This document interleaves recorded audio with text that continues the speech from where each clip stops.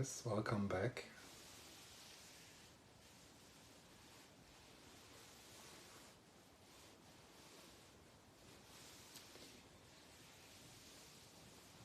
So the area we explore in Mahamudra meditation is awareness, consciousness, and not through reading a book about consciousness, but by looking directly ourselves.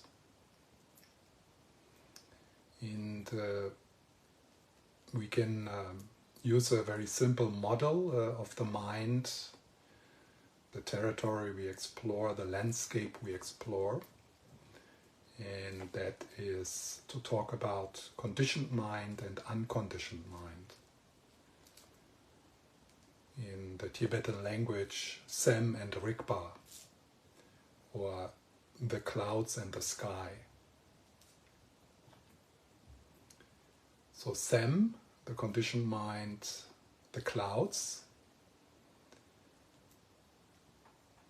they are the stream of sense data and what our conceptual mind does in terms of labeling, giving meaning, judging, doing something with the content.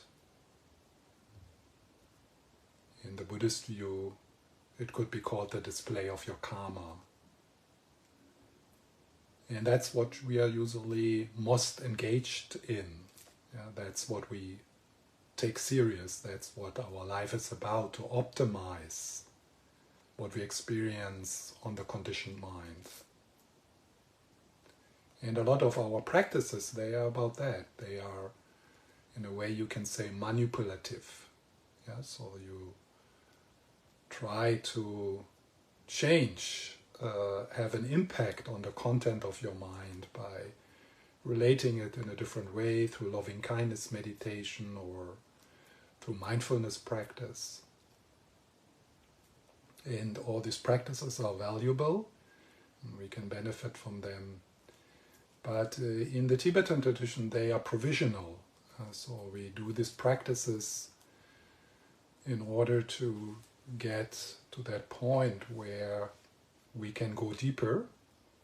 And go deeper means here to ask this question, to become curious about, okay, there is that which comes and goes, the clouds, there's that what I experience, there's the content of my experience, but what is aware? What is that which makes it possible that I'm aware of feeling good or feeling bad? So we are starting to turn our attention to the sky. And initially, Mahamudra practice is about finding a loving beingness, a loving witness to the content of your experience. You know, kind of stepping out of the stream, as if you're stepping to the riverbanks of a stream, and you rest there, and you let the clouds pass. You let the stream just come and go. So at this point, Mahamudra meditation becomes non-manipulative, non-interfering, non-fixing, non-controlling. So we are not applying any antidote. That is why it is sometimes called non-meditation or effortless meditation. And then we look at the content, we look at the clouds. And what we see is that they are non-static, they are impermanent. Anicca, one of the three characteristics of a vipassana practice, the insight which arose in vipassana practice. So we see that there is the moving mind, and we let it be. We just give space to the moving mind as it is. The other insight is we see that these appearances, that they're happening within consciousness, within mind, and that they don't have any substance. They are empty. So that's anatta, the second insight in Vipassana practice. The selflessness, the emptiness of the appearances. So in this way we recognize the appearances with the experience we have, the appearances within consciousness, within mind, as dreamlike. So that's the initial practice within Mahamudra, which has a lot of benefits. It's great, yeah? To cultivate that capacity to step out of the entanglement and to relax and to love what you experience. To love is a strong word here. It's not like romantic love. It's like an unconditioned love.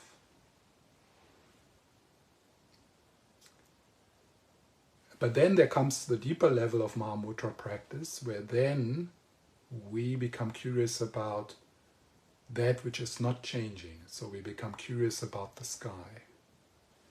And that level of practice is still slightly dualistic. So there is still a sense of, someone looking, someone searching for what is awareness, who am I really, who am I beyond my name, my habits, my body. So there is still a bit of a witness trying to find itself, kind of. And then the profound level of Mahamudra practice is the experience of non-duality, the experience of the unity between the appearances and the awareness, that they are not two separate things.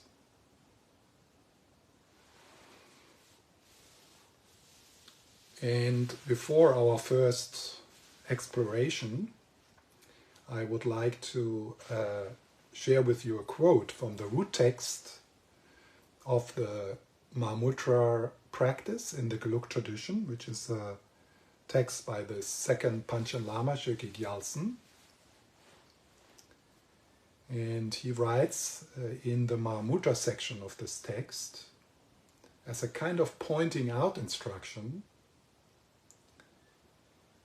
any discursive thoughts that arise are coming from the clear light Dhammakaya. Do not think that they are something else. Thus, the proliferation of discursive thoughts is emptiness emanating from emptiness. So in our next meditation, in the sitting, I want to explore this a bit. Yeah? So what does that mean? The experience you have right now, like the solid walls around you, like my voice, they definitely seem to come from somewhere else than from within. They seem to come like kind of from outside with conditions which has nothing to do with you, because you are here within your body. That's the distortion of reality. It definitely doesn't appear to us in an unawakened state that our experiences arises from within, from primordial consciousness. So this moment, the Panchen Lama here says, is emptiness emanating from emptiness, dissolving back into emptiness. Is Dhammakaya emanating from Dhammakaya? So Dhammakaya meaning the awakened heart, yeah? So the awakened heart, unconditioned love, imbued with wisdom. So he says this moment is actually arising from that, in the same way a dream arises from the consciousness of the dreamer. But when you are in the dream, unless you have a lucid dream, you perceive a whole world, and not only that, you also perceive a separate observer, the one who is acting in the dream. But where do these experiences really come from? They come from the consciousness of the dreamer. So here, and this is of course very opposite to how we usually perceive any moment. So here, the Panchen Lama says, actually this is like a dream. But this moment doesn't emerge from a consciousness of the dreamer, it emerges from the awakened state of the Dhammakaya. It emerges from emptiness, is empty while it's doing its dance, and is dissolving back into emptiness. And then the last pith instruction here, which I found very beautiful to play with that, he says, this moment is unity emanating from unity and dissolving back into unity. So this moment, maybe not so close to Buddhist words, but this moment is oneness emanating from oneness, dissolving into oneness. And for our exploration now, I would like to use the image of the shoreless ocean. So the shoreless ocean, I think we all can have a sense, at least rationally, that we are embedded in a network of endless conditions. I think we all can, at least rationally, get a sense of that what emerges for us here in this moment rests on everything else, comes from everything else, is conditioned by everything else.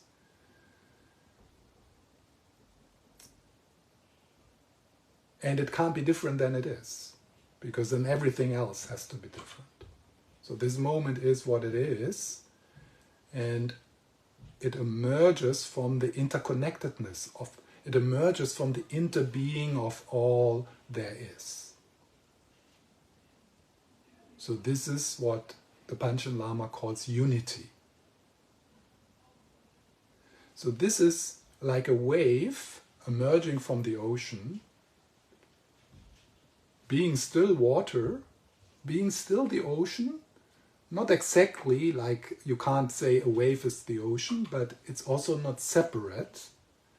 So it's still water, it's still part of the ocean, and then it dissolves back into the ocean. So in an unawakened state, what happens? So there is a wave, for example, in an emotional state, and we solidify that. We separate it from unity. And we claim it as mine. Because also there is this strong wave of I coming from that ocean of unity. And then suffering starts. Then restlessness, dissatisfaction starts. We actually, at one point probably, start to long for that unity. Start to long for the ocean. Start to long for connectedness. Not seeing that the sense of separation, which emerges in a wave, is an illusion, is made up by the conceptual mind.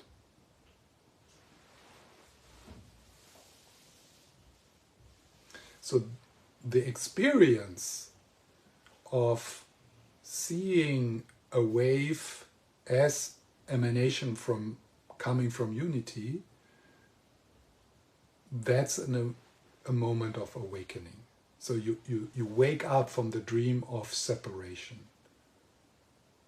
And then obviously the only response which makes sense is love, is wanting to help, because it's all you.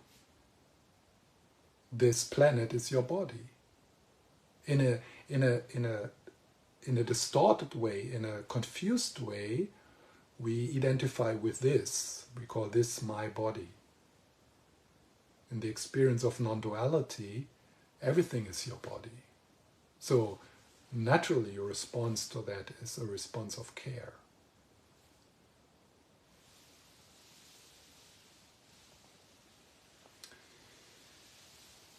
So let's play with this, and I will return to some of the instructions I shared with you yesterday. So initially, Mahamudra practice is a bit of, what we know from provisional meditation, a bit of focusing your mind, settling the mind, having different meditation objects. I will do also the mentor bonding process again. So all of that is part of Mahamudra practice. But then gently I will invite you into a sweet, effortless, gentle, just being here, and sliding into non-meditation in the sense that you rest. And when you start to notice, right now I'm trying to kind of get rid of this, or I try to attain something, that one then relaxes that kind of antidote. This is quite difficult, particularly if we are heavy duty, controlling, trying to get somewhere meditators. Then so we have strong habits if you are a long-term meditator. So to relax that and to trust presence, to trust loving presence, and not any kind of technique, any kind of controlling of the content of your experience. To trust that there is a natural goodness within us, that the awakened state is available to us in this moment. It's just covered up by the confusion of the dualistic mind, by the seeking mind, by the mind which is governed by the narrative self, which says something like, this is not it. I need to do something. There is something in the future which is much better than this. But from the Mahamudra point of view, everything has the same taste. It doesn't matter if your mind is disturbed or dull or peaceful. What we are kind of after in Mahamudra meditation is to have a glimpse of that which is bigger than all of that, that which contains all of that, that which does not move, but is always radiantly present, that which is already awake in us. And that is Rigpa. So that which is already awake in us, that what is conscious in us, that's our Buddha nature. That consciousness is unfindable as something, so it can never be an object of meditation, but nevertheless, it is there. And Mahamudra practice is about recognizing that and shifting your sense of identity from the clouds into the sky, and then you rest. And all what is happening then is unconditional love.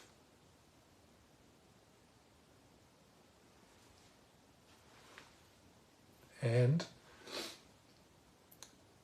an intelligence, a spontaneous intelligence, which guides you to do and to say the most beneficial thing in each moment.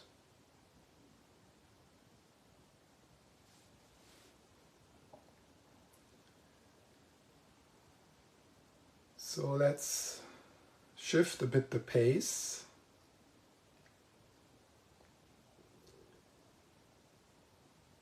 And the first entry protocol, the first part of a possible entry protocol in meditation, in Mahamudra meditation, is to take your seat.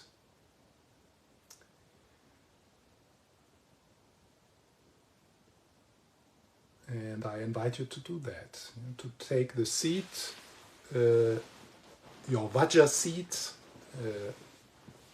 the sacred seat of your awakening, of your healing,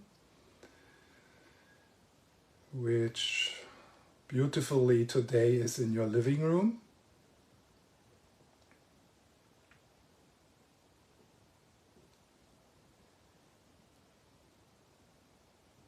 And with that seat, taking this seat, you take the commitment to stay and to be with whatever arises.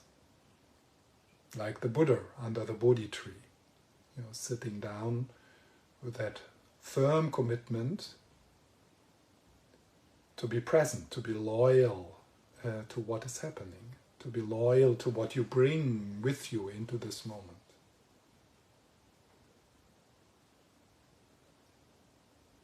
And you can close your eyes if that supports this. Usually in Mahamudra meditation, the recommendation is to sit with open eyes. I will say something about this later. But it's fine for us as baby Mahamudra meditators, if it's easier to connect with your inner life, to close your eyes.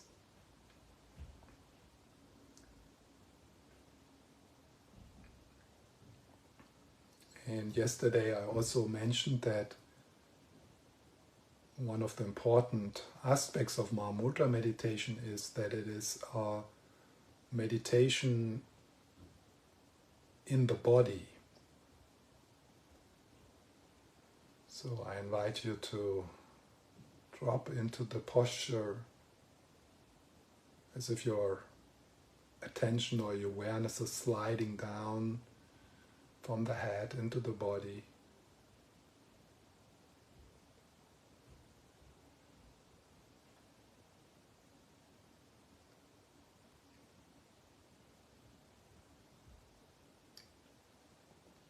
And you're feeling the earth or the floor or the chair carrying you.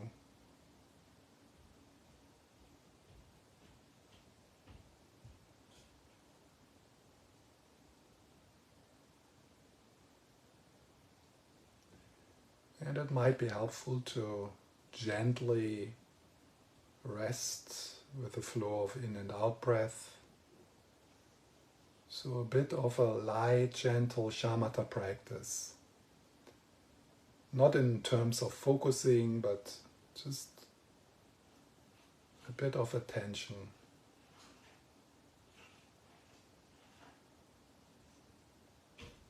And then with the in-breath, there can be a sense of sliding into the body.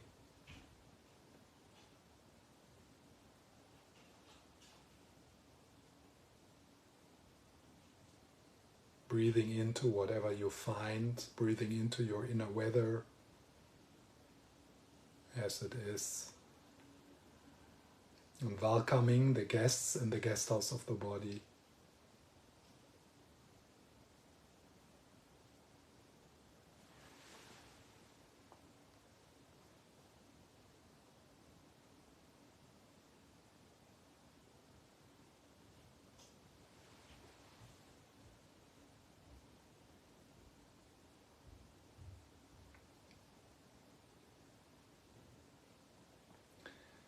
And while this shift is happening, the shift from the head into the body, from the doing mode into being here, into present moment awareness, we stay aware that we are doing this little journey together.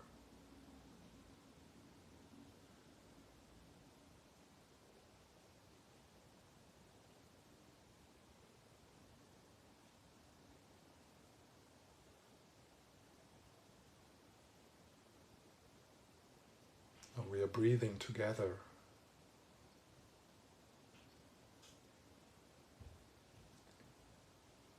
And when we meet restlessness or tiredness, then it's not personal, it is the shared restlessness, shared tiredness.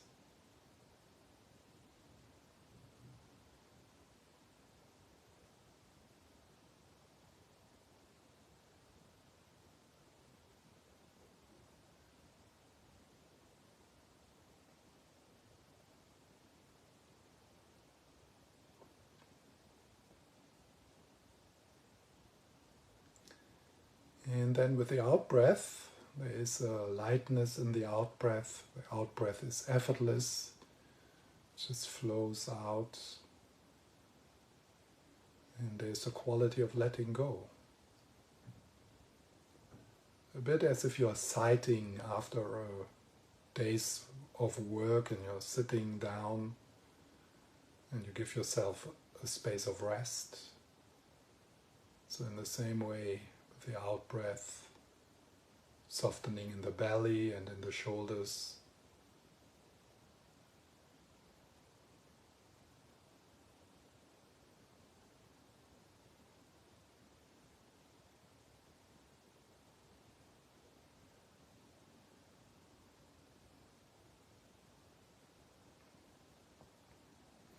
And thoughts become less important, they drift into the background like a radio station which is not disturbing you but also not interesting you.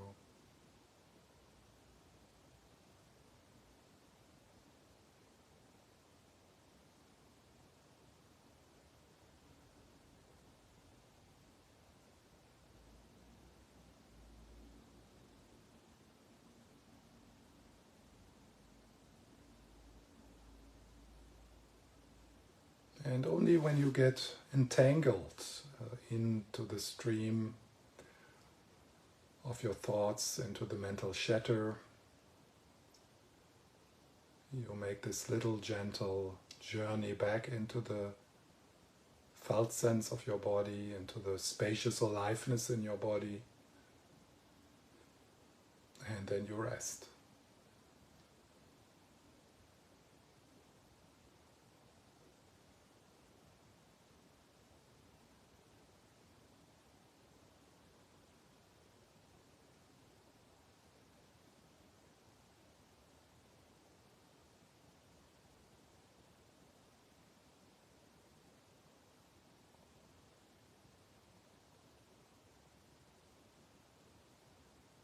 And again, we remember the field of the group.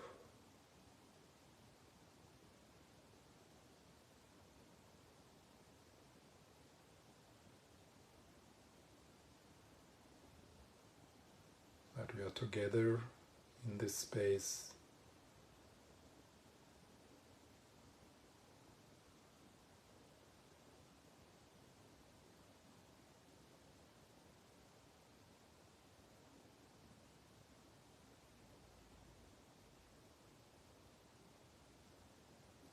And then we also bring awareness into this moment that whatever you experience right now, you experience within consciousness, within mind, within awareness.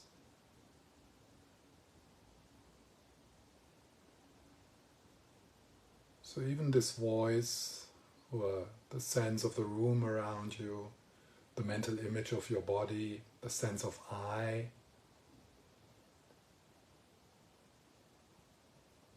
all that, the experience of that is happening within consciousness, within awareness.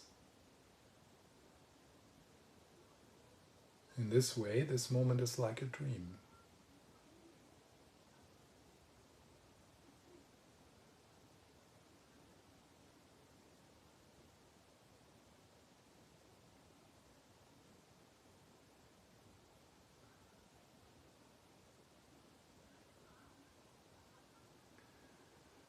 And then I invite into this space which we share, the space of awareness, the space of consciousness. I invite our mentors.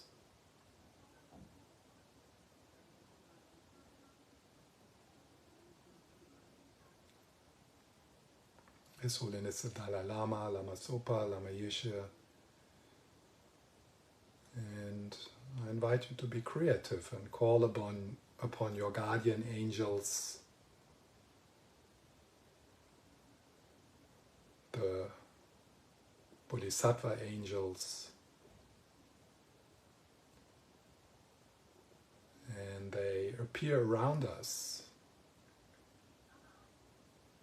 And they fill the whole space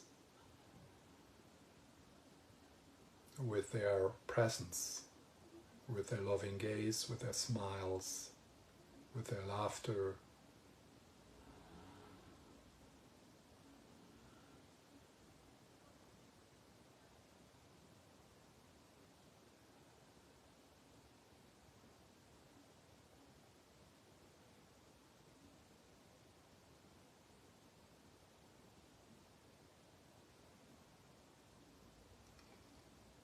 And you allow yourself to just bathe like you would take a bath in the morning sun after a night of loneliness, of coldness. And you are just opening your whole body from the toes to the top of your head, every cell of your body.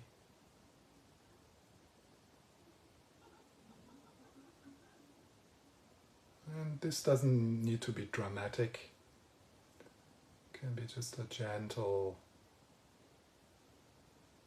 wind of joy, of love, of tenderness.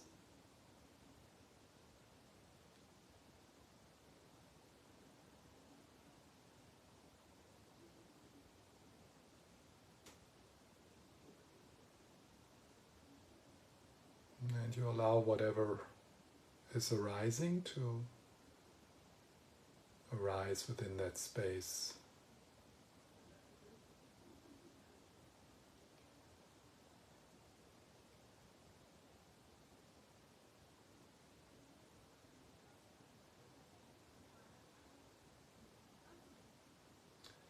And notice the insubstantial, dreamlike nature of the appearances, even if they are appearances of solidness or of darkness, of tension. So just sit in the midst of your experience and find a place of rest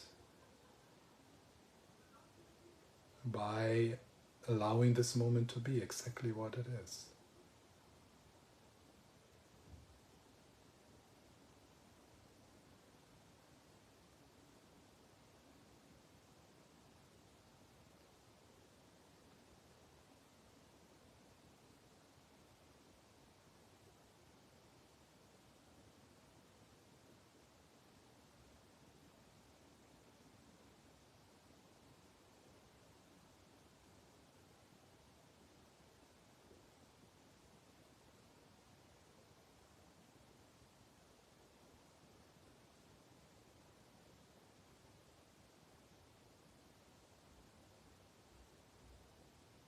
Bathing in the light of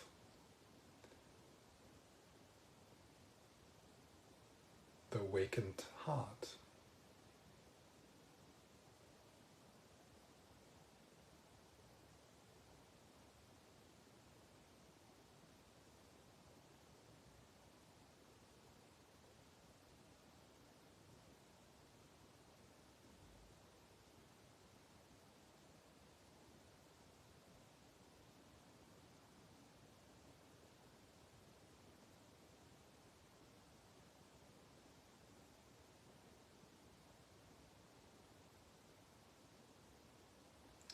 Then if you notice that you try to get rid of something or you try to get something,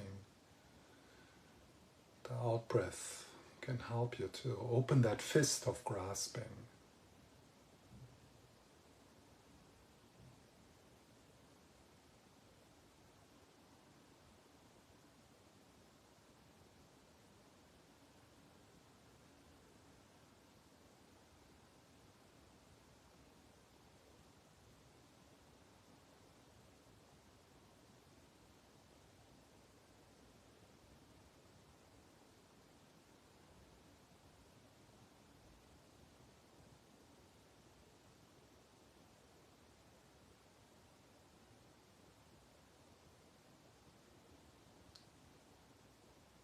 So the condition level of experience is obvious.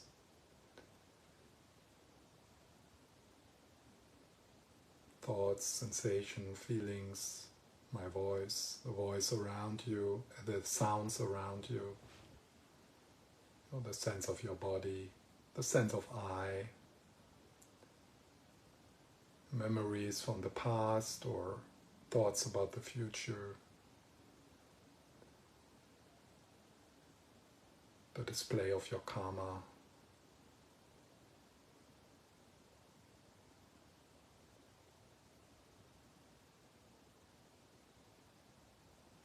I think there's a microphone open.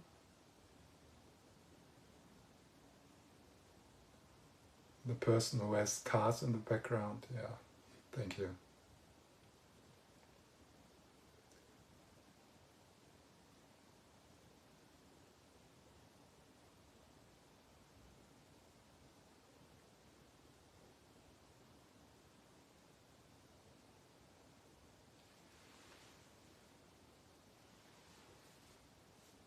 So all we do with the conditioned level is nothing. We just do nothing.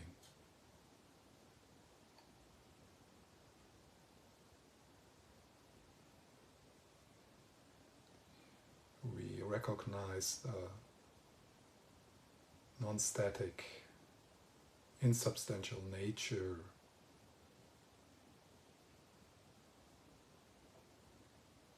and we relax.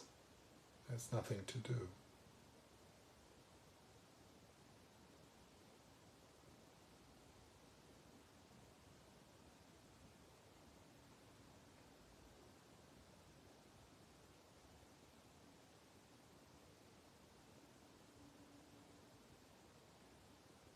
And we maintain a presence of the field of our meeting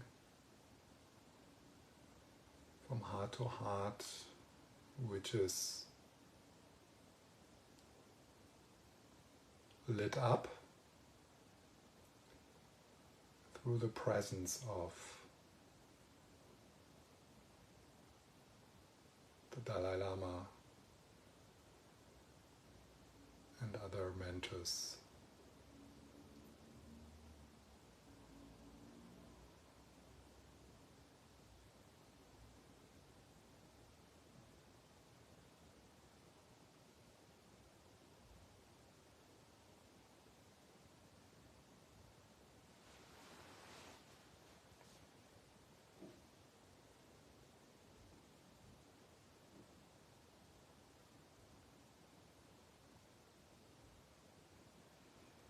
And let's play with the image of the shoreless ocean a little. And just see if that is helpful for you. So there's the shoreless ocean of this moment, arising from unity. And each of your experiences is like a wave emerging from that ocean.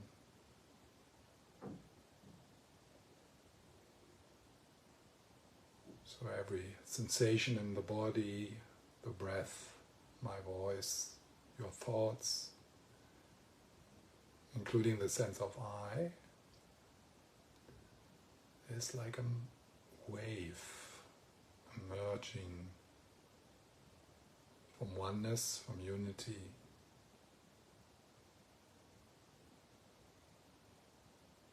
And dissolving back.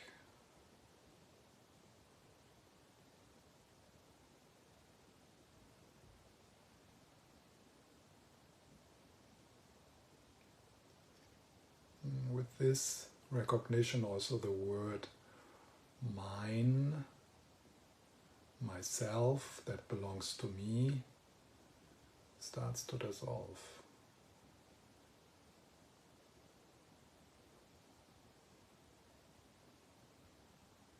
So every movement within your experience is recognized as emerging from unity, emerging from the ocean, and dissolving back into the ocean, and then you rest.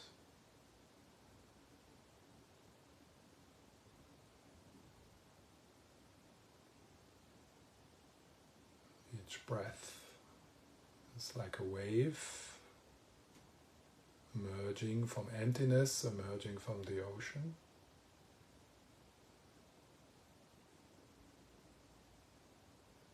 And dissolving back into the ocean.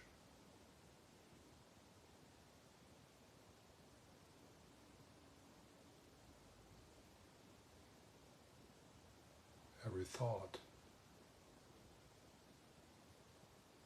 is a wave from the shoreless ocean of unity, of oneness.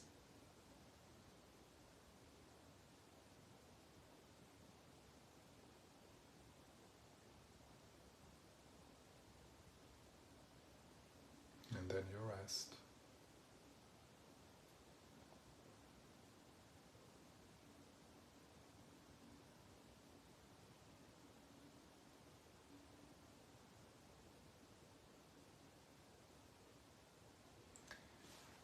Recognize the insubstantial, dreamlike nature of these waves. They vividly appear like a rainbow, but if you look, you realize there's nothing you can touch there, there's nothing solid there. What you find is water, the water of life, the water of bodhicitta.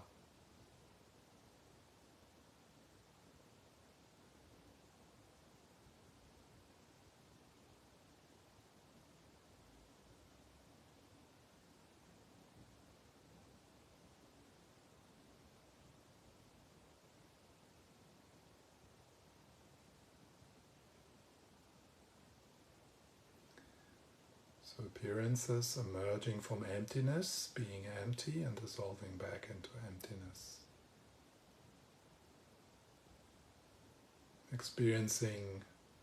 Experiences arising from the ultimate Lama, being in the nature of love and dissolving back into the heart of all the Buddhas. And then you rest. There's no further to go.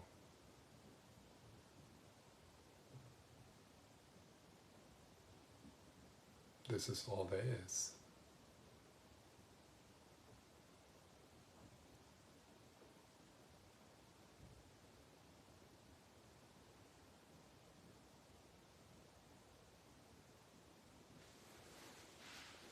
And if something catches you or you get hooked by a wave,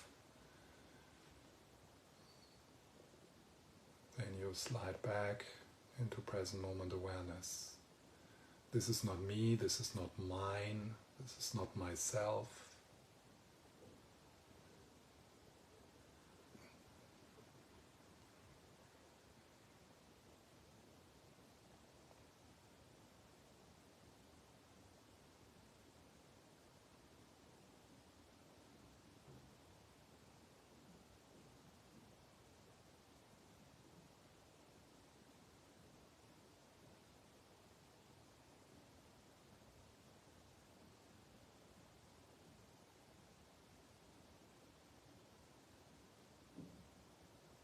The space from which this moment arises, sometimes called also Prajna Paramita.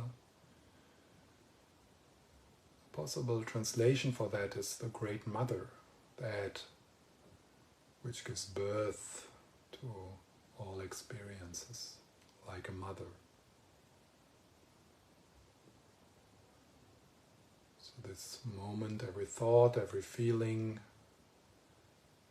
every tension, every restlessness, every peace is emerging from the Great Mother, is emerging from unity. Doing its dance with this emptiness dancing, emptiness smiling, and then dissolving back. And then you rest.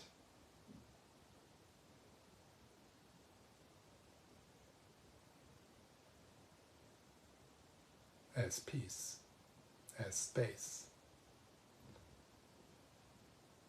as presence.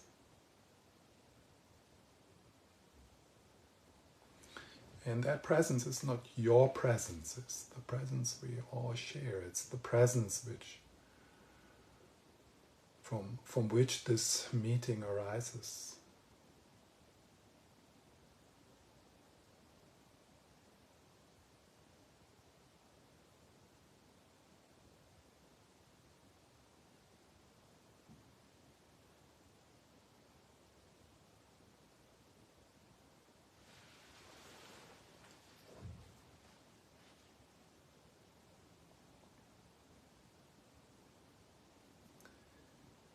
So is there peace here? Is there stillness here? Not within the level of the conditioned mind. That might be peaceful or not so peaceful. There might be some turmoil or some tiredness. We are not looking for that kind of peace. We don't looking for peace with the cause. But isn't there something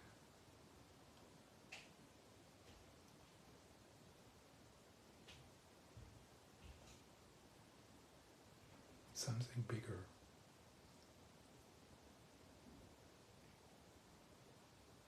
Something you can't find. It's not that you can look at it or something like that.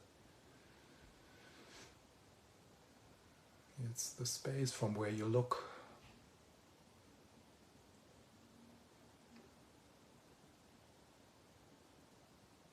The boundaryless and centerless mystery of being conscious, of being aware.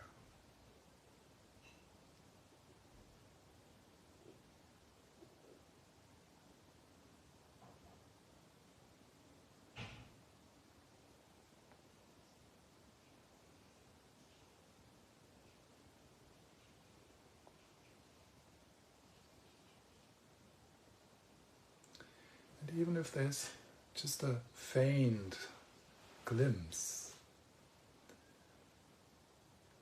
a very subtle call, a very subtle whisper,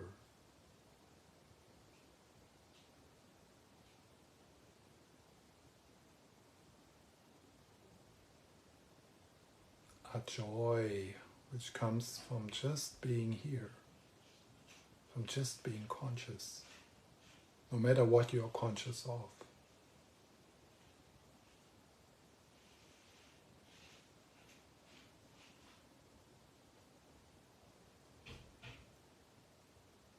A mystery which is tender,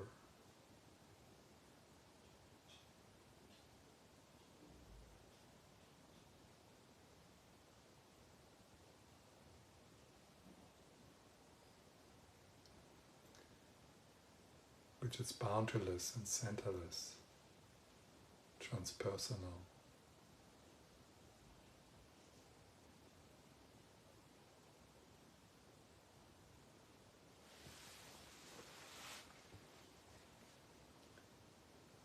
Which sometimes seems to be too much even.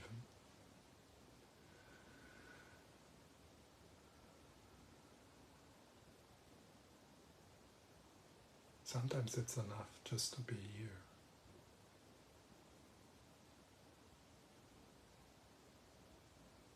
Just to be alive, just to be conscious.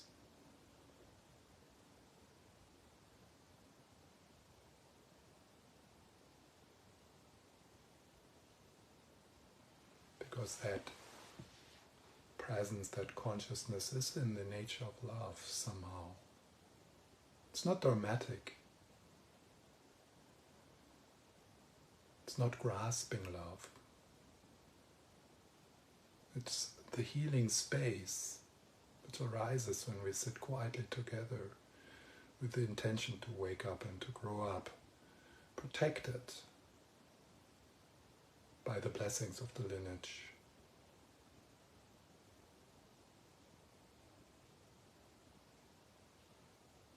Because right here where we are now, that's where all the masters are.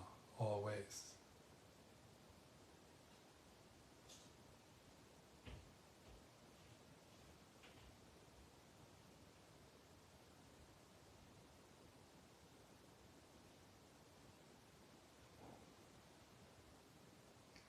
practice, and then if you get lost or you get tired or bored,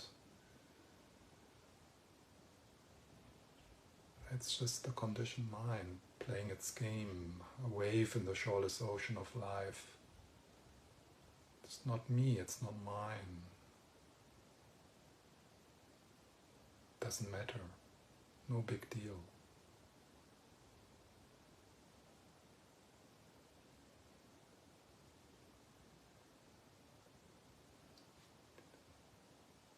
And then there can be a bit of settling again into the posture,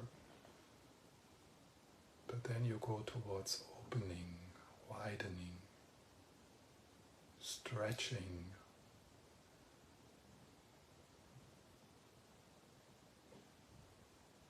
So your heart is like the sky.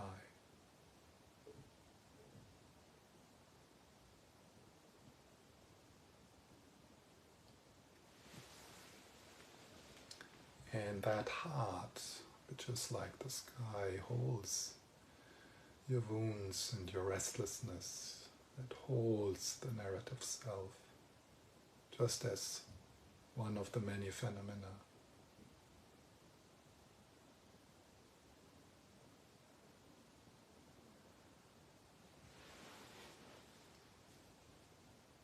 What if this moment is actually infinitely loved and held by that which is bigger than you, and is actually the real you?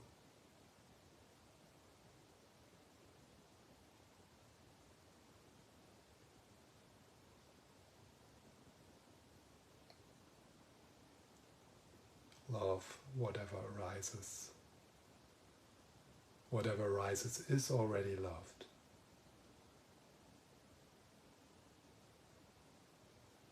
You don't need to add, you don't need to take away.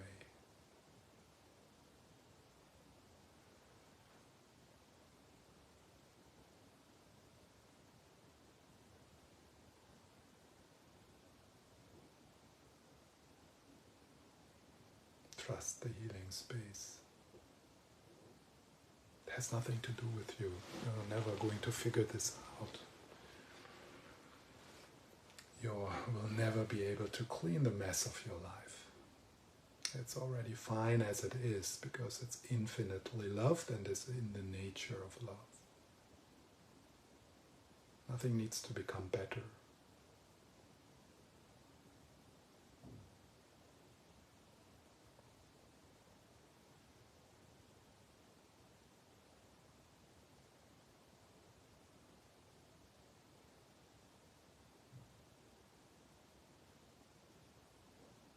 Isn't there peace? A little tiny bit in the background. Isn't there stillness surrounding and pervading your experience? Isn't there presence? Aren't you aware? Aren't you conscious?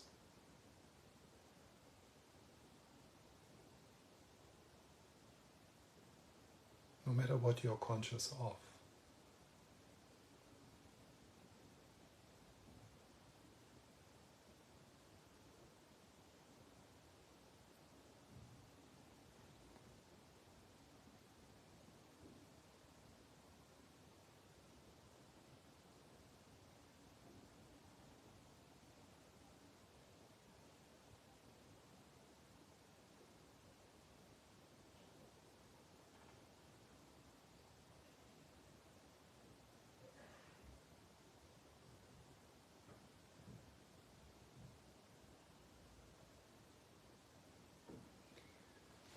Letting go or giving up the self-improvement project.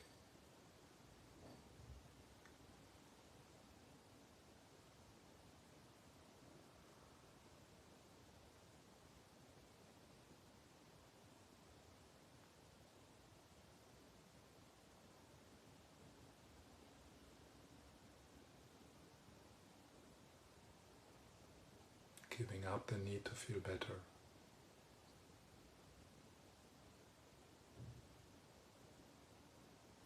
sinking or resting into a sense of fundamental well-being which is independent from the content of your experience,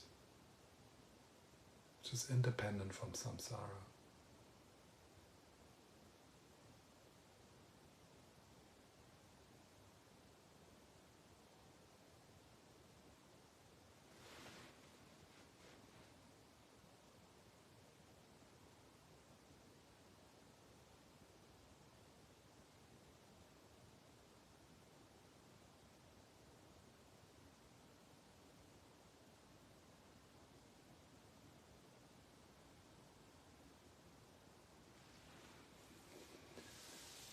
And then we slide gently out of this part of the meditation, but without leaving the seat, so that we are getting accustomed to having a sense of meditating, also when we are not in a formal meditation posture. Because what we are familiarizing ourselves with Mahamudra meditation is not dependent on what we do. If we are doing some prostrations, or if we change the tires of the car, what we are familiarizing ourselves with Mahamudra practice is the awareness or the consciousness which is present in both activities.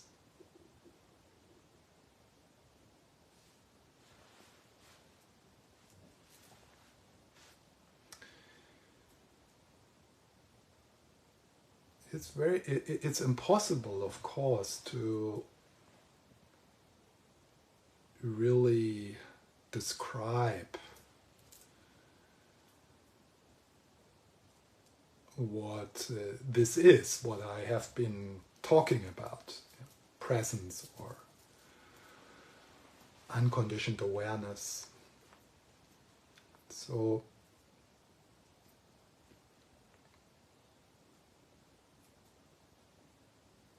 it's such a riddle to figure out what is actually the meditation object in Mahamudra, because there is no object. It's a different kind of object. It falls into a different kind of category than provisional meditation objects. So of course, when we are doing a breathing meditation, then the object of the breath can be described and it can be found. But the object of emptiness, the object of Buddha nature, the object of the nature of mind is not in that category.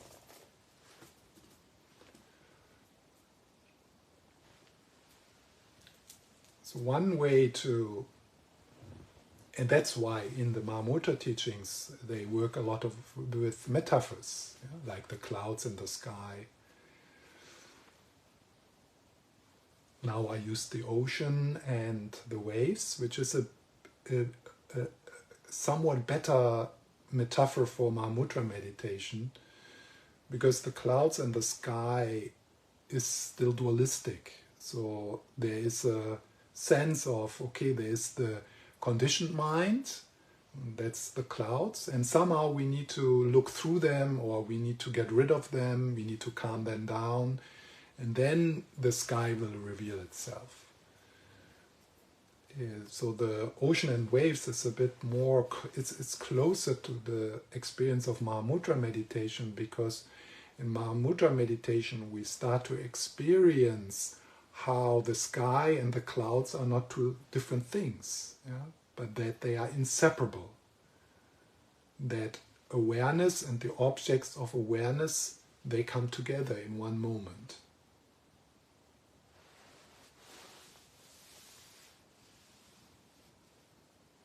So another metaphor which might be helpful, and you just catch anything which is helpful for you.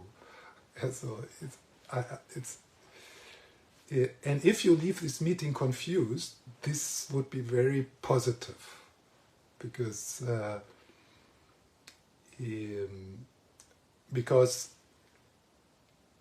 it's, I mean, we really need to get this, even if we have heard it before. We are exploring something which is undescribable, ungraspable, something which the conceptual mind can't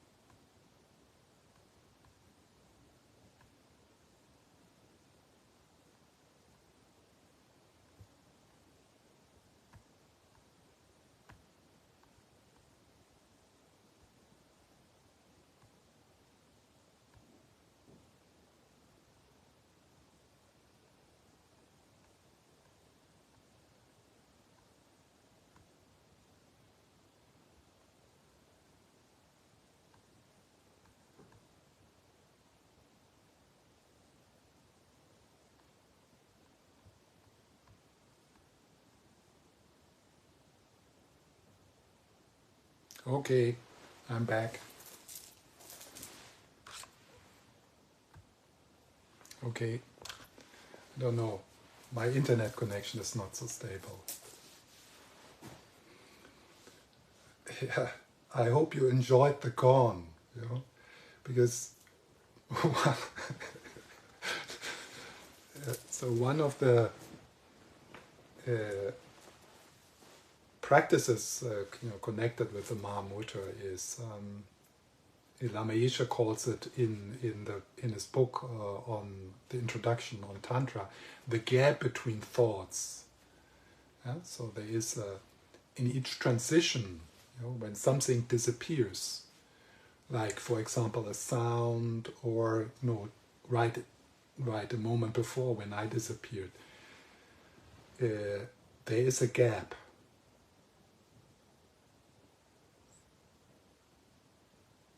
So it's not that there is nothing in that gap,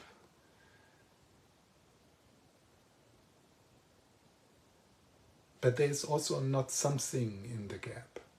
We can't describe what it is. Like if you now for a moment, at least to pretend that you stop thinking. So you just stop thinking.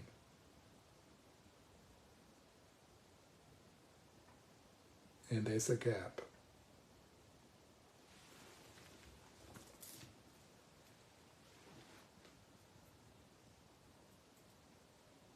In some tradition, this gap is introduced by a shock, like a clapping or a loud sound or something insulting the master does or says, and then there is a gap.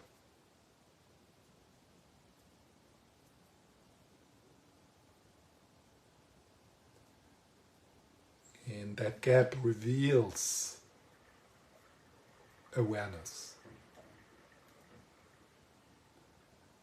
And then the next thought comes, and it can come because there is awareness. So when I stop this sentence, then, and when I continue to talk, you can perceive these words, you hear them, and then I stop talking. And that potential to hear these words is still there. And it's ready effortlessly to hear the next words. You don't need to switch it on. It's not like my words come and then something in you puts on, okay, now. So there is something, there is a capacity, an effortless capacity of consciousness, of being conscious, of being aware, which is constantly on. You're not even switched it on this morning, because when you opened your eyes, there was already that. And also during the sleep state, obviously in the dream state, but also in the dreamless state, there is that fundamental onness.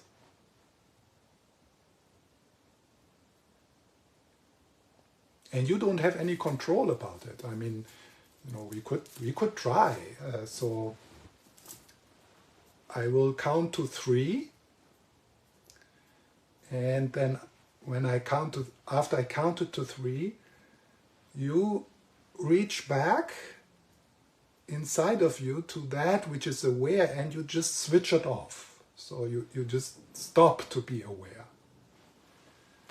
So should be simple.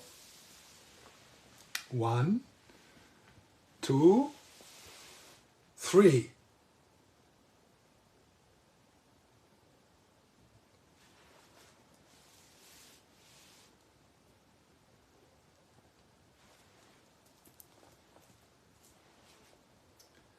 So there is something which is rather a nothing.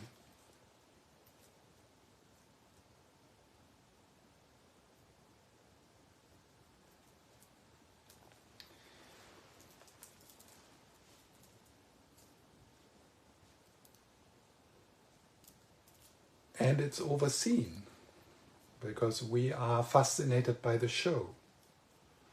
Who's interested in the space of the stage? Yeah, we look at the drama. That's what we get involved in. And in our case, the drama is always about me. It's like, there's this huge stage, the movie of this day, and it's like 80% is me.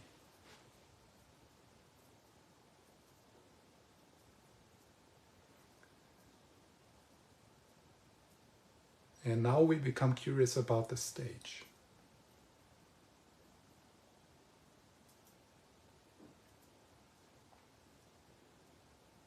Why? Because that's where the end of seeking reveals itself.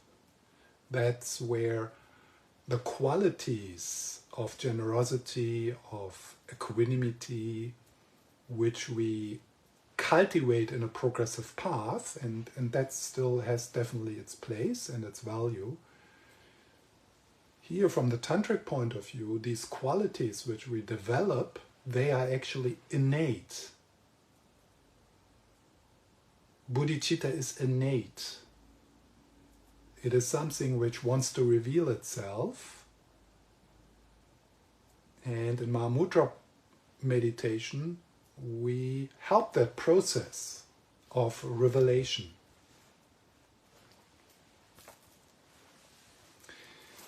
So the metaphor I wanted to share with you is the metaphor of a person holding a flashlight, illuminating different things in a room.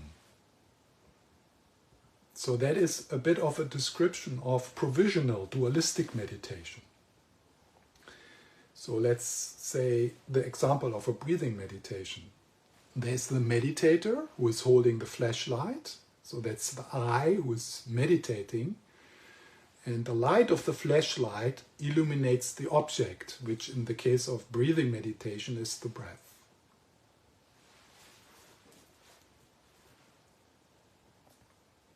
And that has its benefits to do that. In Vipassana meditation, then the benefit that we can investigate into the nature of the objects. We can look deeply into the nature of the objects.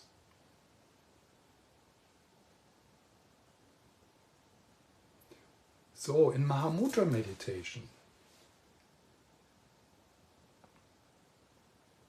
quite naturally at one point arises the question, what is the light which is illuminating the objects? What is that knowingness?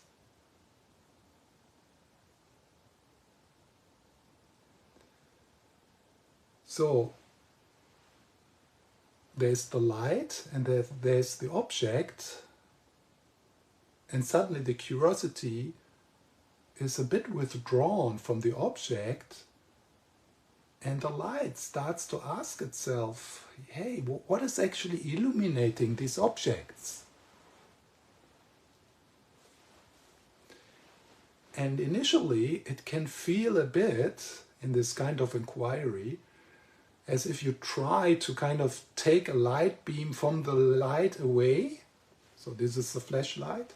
So you try to take a light beam away and you kind of try to bend it back to the source. Because, of course, the only thing which can illuminate things is the light. So you can't take something else from somewhere to look at the light. You need to use the light.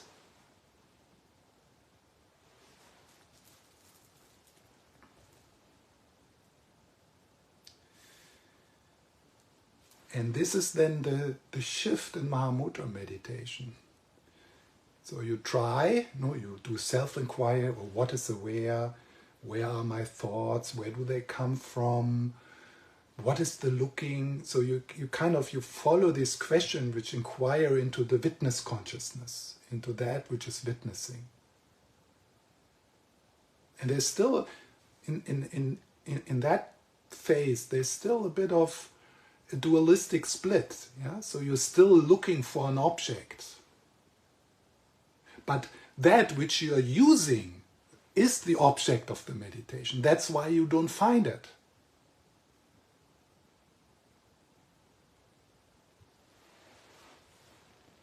So the shift happens when these attempts fail. Yeah? So you will never find emptiness as an object. You will never find unconditioned awareness, because what you're using to search for unconditioned awareness is unconditioned awareness, because unconditioned awareness, Buddha nature, is the only thing in the universe which has the capacity to know something, to be aware. Sam never will understand or see or grasp Rigpa. It's impossible.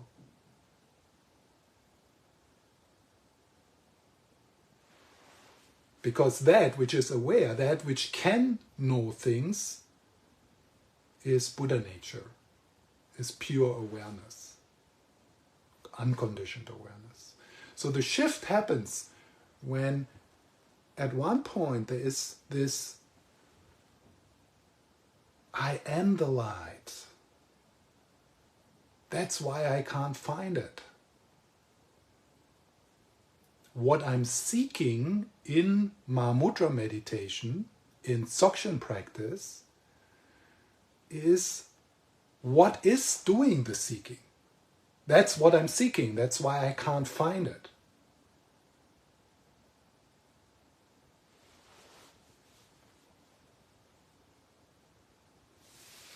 I'm not sure if this made any sense, but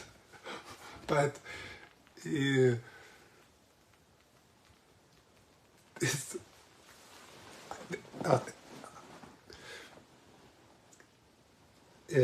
Tara Brach it's not a latest book, the book she wrote before, True Refuge is called, which is she actually turned towards the Dzogchen practice, after a lifetime being on the progressive path. So she received these teachings from Dzogchen Rinpoche, a Dzogchen master in the Tibetan tradition. So she writes, writing or talking about presence, she calls it presence, is a humbling process, because that's the thing, it's undescribable.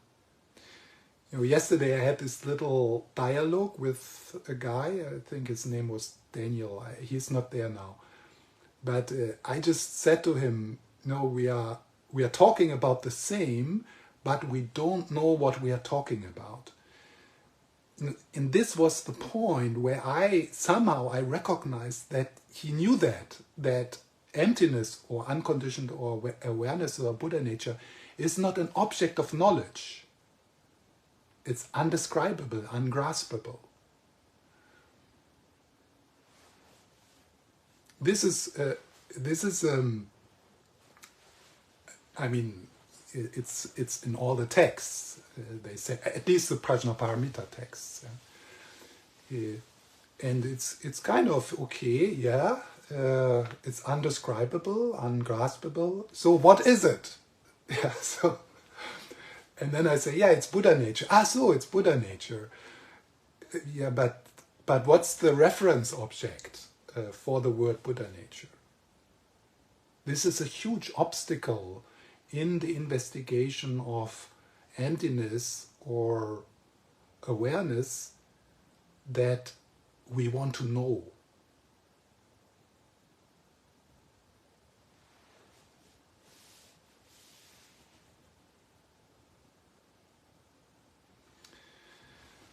I don't know, is there any question in the chat?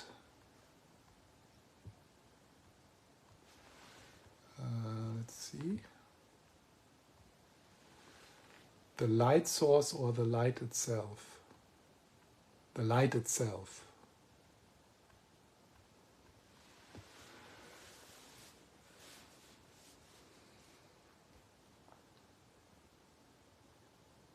So the light tries to illuminate itself until that moment where it gives up with the realization, I am the light.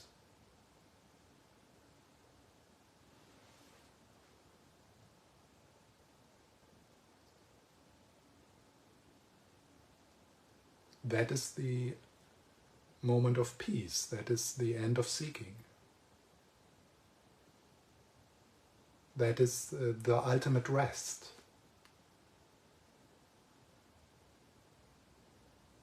Obviously, that's not the end of the enlightenment project, because then there's the stuff still arising within unconditioned awareness, the healing and the growing up we still need to do. And in the Gelug tradition, it's more like we do a lot of the healing and the growing up before. And in the Dzogchen tradition, they rather start with a direct pointing out, but then they also still need to do the healing and the growing up.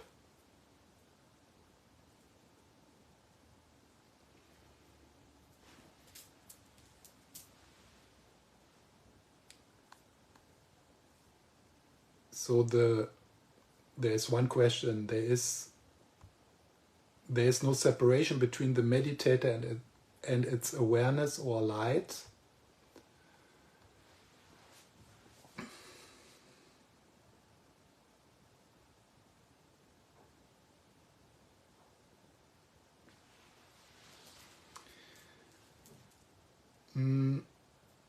So one ingredient of Mahamudra meditation, which I have not mentioned yet, and which is actually a big part of the Geluk Mahamudra text, and that is the recognition of the selflessness of the person, the recognition of the selflessness of the meditator. So that's what I want to emphasize in our next meeting. Yeah? So that is kind of those who have received teachings on the Prasangika Madhyamika view in Tibetan Buddhism. So that's a big part of the practice of Mahamudra, is to have some insight into no self, into the selflessness, into the illusionary nature of the narrative self. But the experience of non-duality is the experience that the light of awareness and that which is illuminating is the same thing.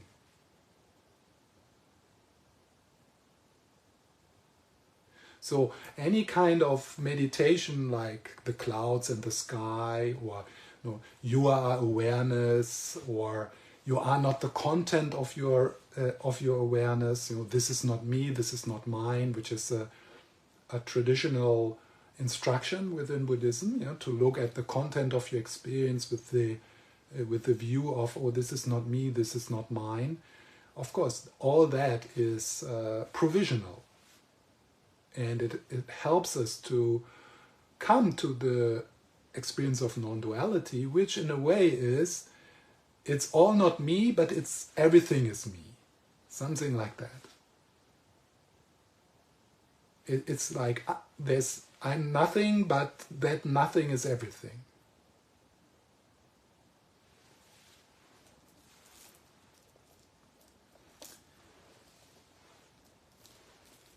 So the experience of the meditator, or the experience of the observer consciousness, so there is that kind of beginner's step in mindfulness practice, going into the observer perspective, which is still a me, an I. So I am aware of my feelings. I am aware of my breath. So in the experience of non-duality,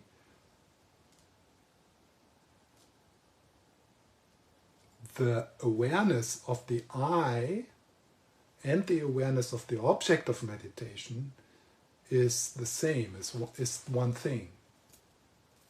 The object of awareness and awareness always arise together.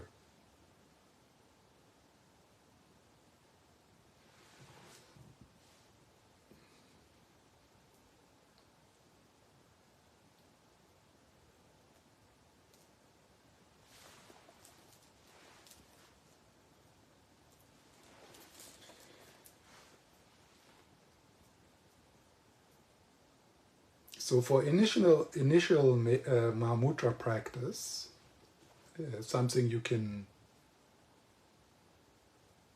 play with in your own practice, whatever your practice is, a sadhana or mantra or loving kindness meditation, shamatha practice.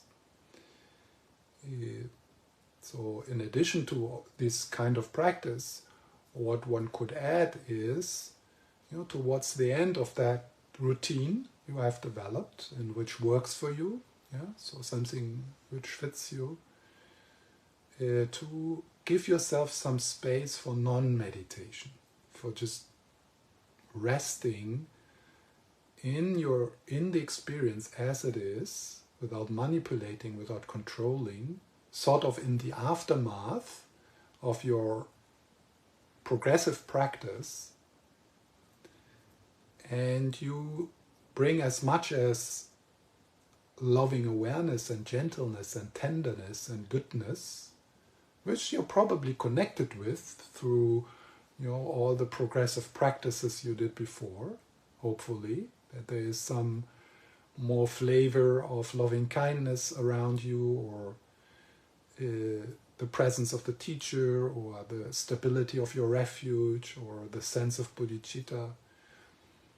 And then you just take some time to just be there and be aware and notice the dreamlike quality, the dreamlike nature of whatever arises within awareness, with the recognition that whatever you experience is experienced within mind, is experienced within consciousness, and it's empty, it has no substance. There's empty appearances, the display of your karma. And you familiarize yourself as good as you can with the loving gaze, of Avalokiteshvara, of Shenrizik, the Dalai Lama.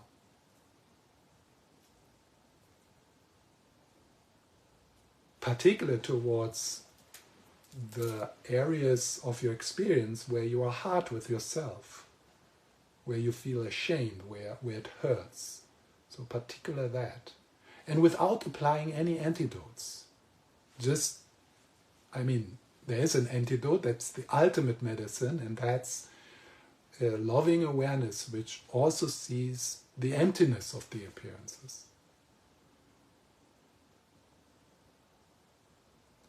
Yes, and then, particularly if you have heard pointing out instructions, non-dual teachings, and you have a kind of sense, so then you could ask a simple question: what is aware?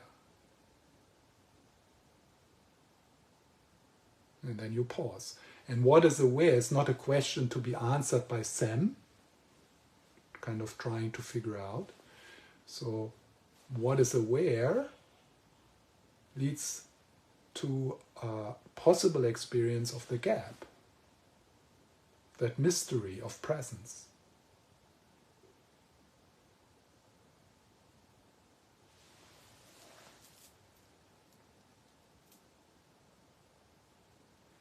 So in this way you can see how Mahamudra practice is a beautiful way, a combination of the progressive path and the direct path.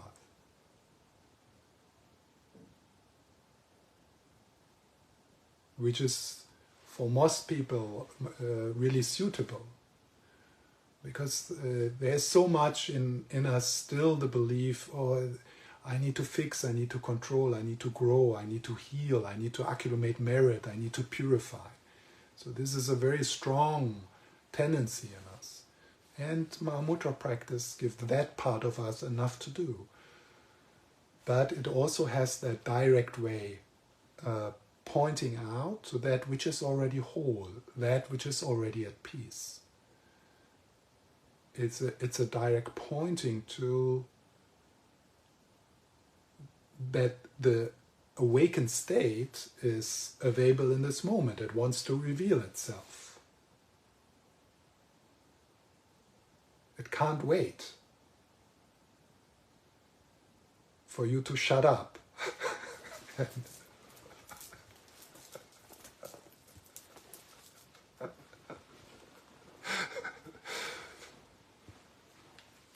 And obviously the shutting up of you is going to happen soon.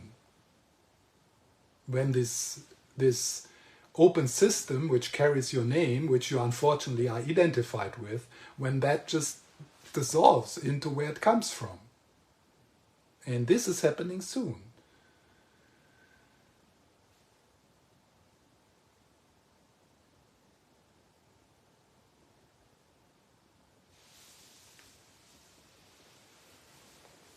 So it's coming.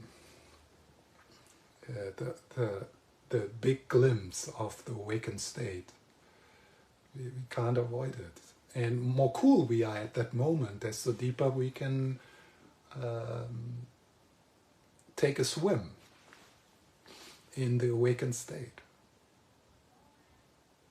being less compelled by our karma to take rebirth in a dog's womb or something.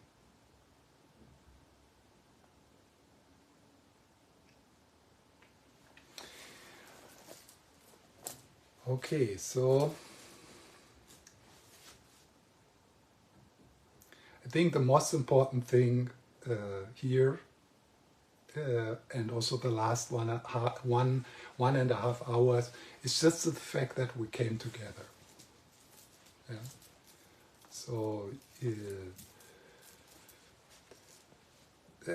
that's so like, I think that's enough. Yeah. So no matter what you take from this, or but just that beautiful fact that we are coming together over the continents, with that in the mandala of Lama Zopa, and all with that beautiful goodness and intention to use this life to wake up.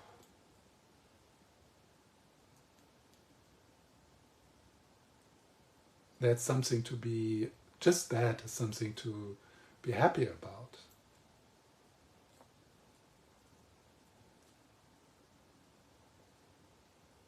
Meeting in that space where we are friends already, or for always have been and will be. And the me stories, I mean, they are a bit boring, right?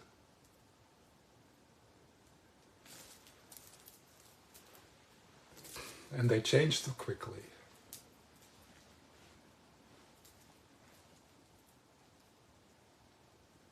Yes, and I hope that the power, the benefit, the goodness of this meeting is a drop in the ocean of bodhicitta, and is benefiting us and everyone we are connected with in the whole world.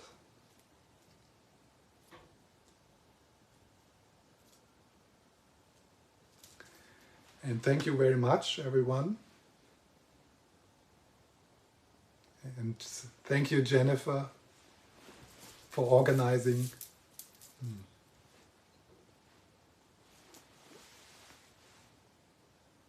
Bye.